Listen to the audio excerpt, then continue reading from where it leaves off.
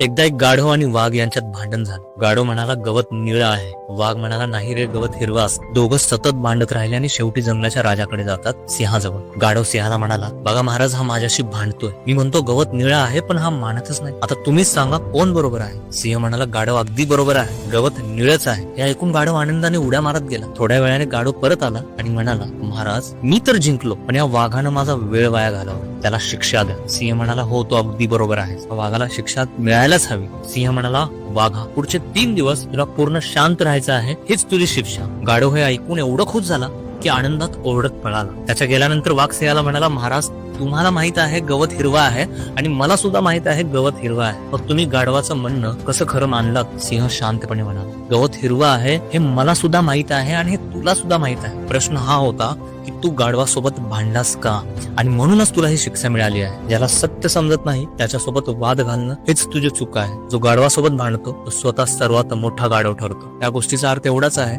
की जगात बरेच हट्टी लोक असतात. जर तू त्यांच्याशी वाद घालशील तर शेवटी तू ही त्यांच्याच श्रेणीत जमा होशील. गाढवासोबत वाद जिंकून काहीच मिळत नाही, पण स्वतःची ओळख हरवते.